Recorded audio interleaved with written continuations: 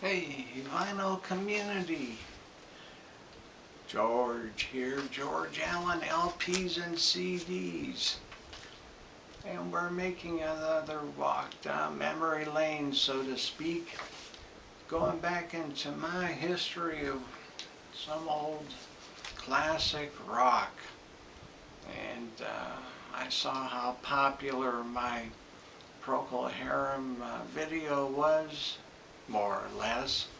So I'm looking at another artist. That was one of my favorites back in the day, and that's Lee Michaels,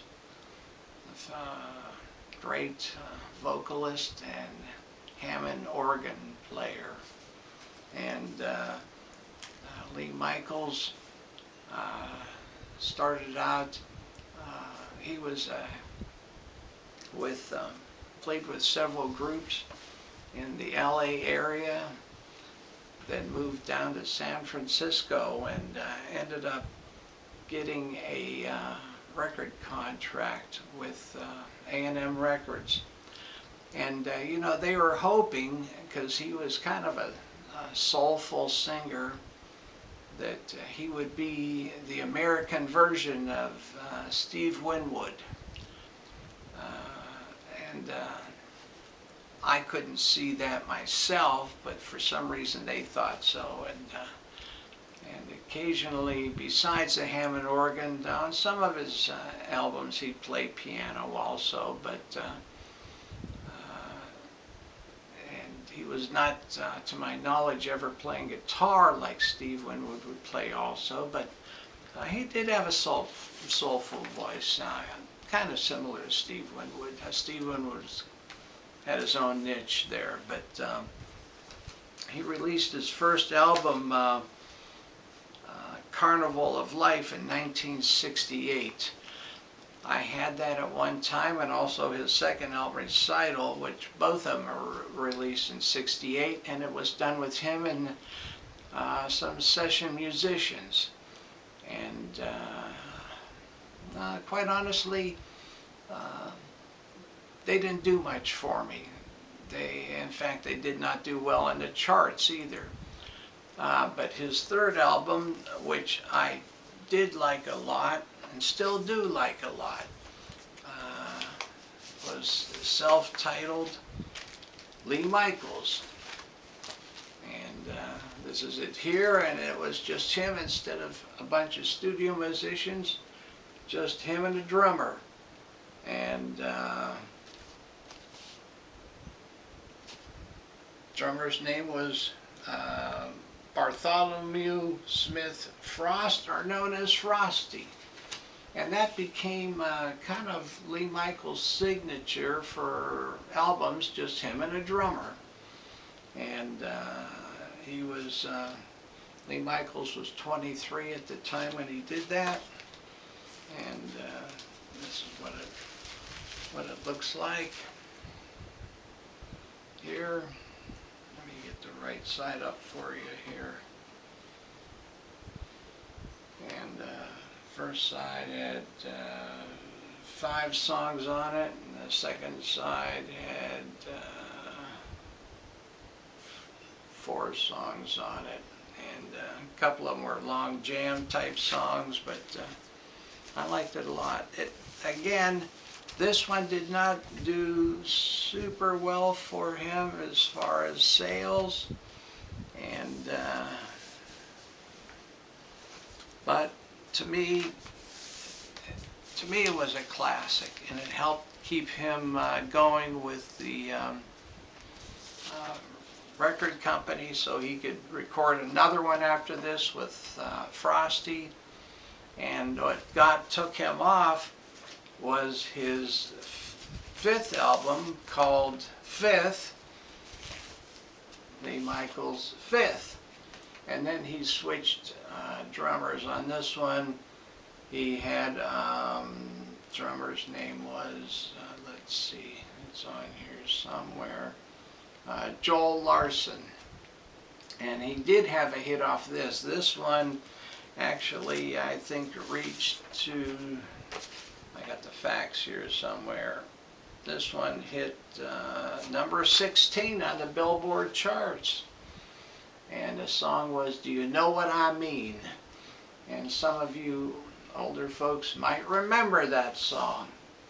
And he also had another song off here, which was a Marvin Gaye song from the 60s,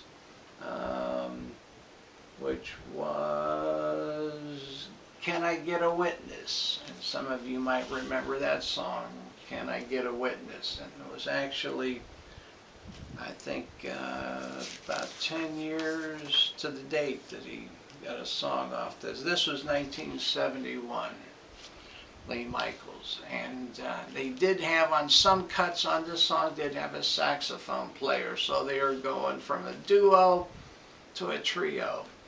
And this is a very fine album also. And I think I could show you this one. This was the typical brown A&M label. And I like these a lot. Lee Michaels was a phenomenal keyboardist, and as I mentioned, he favored the Hammond organ, and that was his style, and truly gifted when it came to that. And I'd say about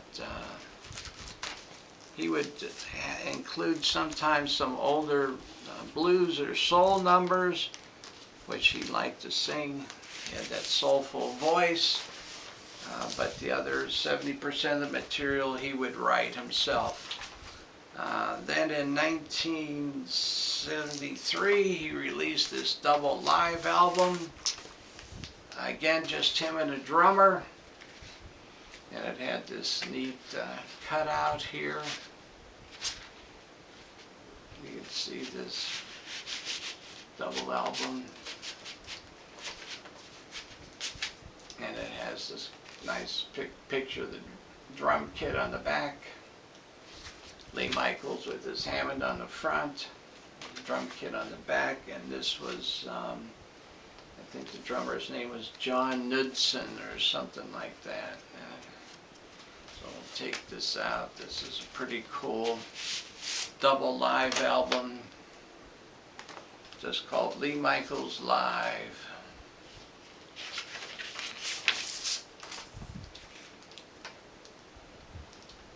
There you go. And he's got side one is Hold On to Freedom, and Stormy Monday. Stormy Monday is a great old song. I think that was written by T-Bone Walker. In fact, I got T-Bone Walker's album here somewhere too. Oh, Keith Knudsen was the drummer. I'm sorry, not John Knudsen. Keith.